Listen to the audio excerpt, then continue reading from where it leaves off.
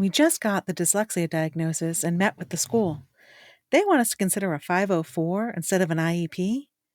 What's the difference? I'm Jenny Sherson, ex-special educator turned dyslexia interventionist. It wasn't so long ago that I, too, was overwhelmed by balanced literacy versus structured literacy, education speak, and everything in between. Fast forward after many, many hours of self-driven education, and you'll see I've built a thriving dyslexia practice helping students from age 6 to 18.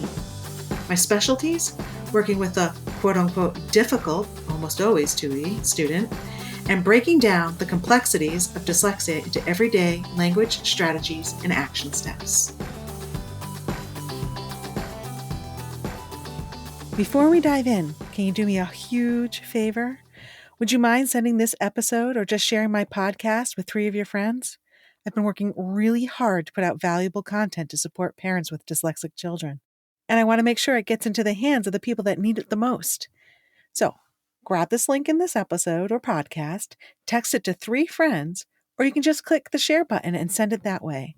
Whatever works for you, but I would be forever grateful. Thank you. I wanted to tackle the similarities and differences between 504s and IEPs today because I've seen a lot of confusion about them in the online groups, and I wanted to provide a little clarity. So let's dive in. The 504 plan and the IEP were both created under federal laws and provide accommodations and supports to students with disabilities at no cost to the family. Both the 504 plan and the IEP end when a student graduates from high school or ages out of the system. They do not follow you to college. They differ in the level of supports and individualization offered. So let's look at the 504 plan first. The 504 plan falls under Section 504 of the Rehabilitation Act of 1973. Section 504 prohibits discrimination against individuals with disabilities in any program receiving federal financial assistance. The 504 plan's purpose is to provide a blueprint or plan for how the school will provide support and remove barriers for the student. These supports can range from providing materials in Braille for a blind student to providing an elevator key to a student on crutches or in a wheelchair. A 504 plan is about providing access to not only the physical school, but also the curriculum. The support is offered through accommodations. Or let me put it a different way. A 504 plan only provides accommodation and support, but not specialized instruction. Who qualifies for a 504 plan? A student who has any disability and the disability interferes with the student's ability to access the curriculum in the classroom. The disability must significantly limit one or more basic life activities. This can include learning, reading, communicating, and thinking. This is why a student who doesn't qualify for an IEP may still qualify for a 504. So, what does a 504 plan look like? Unfortunately, there is no standardized 504 plan. A plan doesn't even have to be in writing. In general, a 504 plan includes specific accommodations, supports, or services, names of who will provide each service, and the name of the person responsible for ensuring the plan is implemented. In many schools, the 504 plans are created and maintained by a guidance counselor or assistant principal. If the school wants to make a significant change in the plan or evaluate the student, they must notify the family. Notification does not have to be in writing, but these days they usually are. Finally, if you disagree with the school regarding the 504 plan, Section 504 gives families options for resolving disagreements. They include, and usually in this order, mediation, alternative dispute resolution, impartial hearing, a complaint to the Office for Civil Rights, OCR, and a lawsuit. The creation and management of a 504 plan is less structured than an IEP. A 504 is created by a team of people who are familiar with the student and their needs. This can include parents, teachers, and admin officials. And while rules vary from state to state, In general, the 504 plan is reviewed every year, and a reevaluation is conducted every 3 years or earlier if needed. So, in short, a 504 plan provides a student access through accommodations and services at no cost to the family. Now, let's look at an IEP. They are much more uniform. The IEP falls under the Individuals with Disabilities Education Act, IDEA. The IEP's purpose is to provide a blueprint or a plan for a student's specialized education at school. Similar to a 504 plan, an IEP provides accommodations, services, and supports.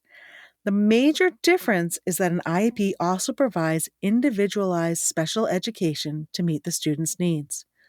For many dyslexic students, this means specialized instruction in reading and writing. To be found eligible for an IEP, your child must meet 2 requirements. 1, your child has one or more of the 13 disabilities listed in IDEA. And 2, the disability must affect your child's educational performance and/or ability to learn and benefit from the general education curriculum. In other words, in order to make progress at school, your child requires specialized education. During the evaluation and identification phase, a family can ask the school district to pay for an independent education evaluation, an IEE, by an outside expert. Families usually request this when they disagree with the school's assessments and findings. If an outside evaluation is performed, schools have to take them into consideration, but do not have to accept them. Everything regarding an IEP should be put in writing. If the school wants to change services or placement, they have to tell the family in writing before the change. The name of this document is called prior written notice. Notice is required for any IEP meetings and evaluations. If you request a change to your child's IEP or an evaluation and the school disagrees and declines your request, they must put their justification for their decision in writing through the use of a prior written notice. All of this documentation becomes part of your child's educational record. Finally, if you have a dispute with the school regarding the IEP, IDEA gives families ways to resolve disputes. They include, and usually in this order, mediation, due process complaint, resolution session, civil lawsuit, state complaint, and a lawsuit. So, what's in an IEP and who creates it? The IEP contains benchmarks, learning goals, objectives, and the services and instruction the student requires to learn and benefit from the general education curriculum.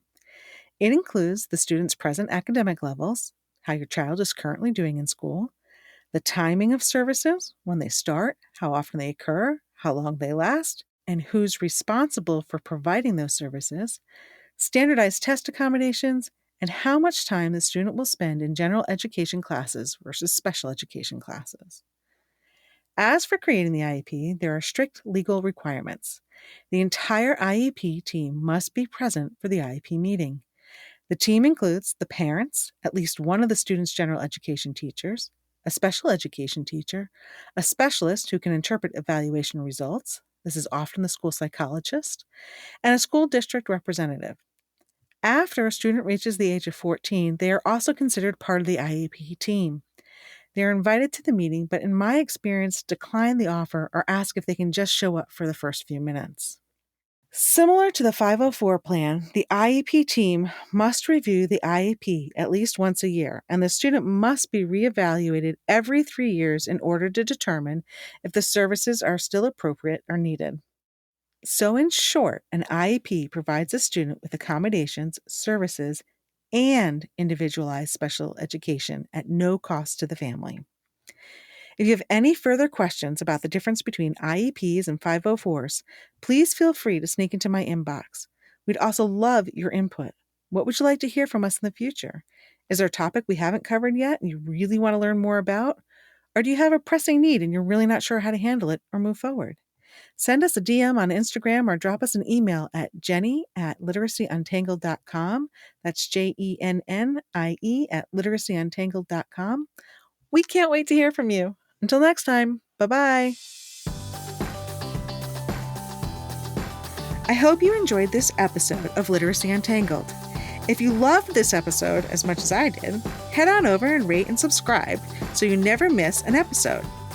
If you want to continue the conversation or share your takeaways, head on over to our Instagram at Literacy Untangled and comment on your favorite part.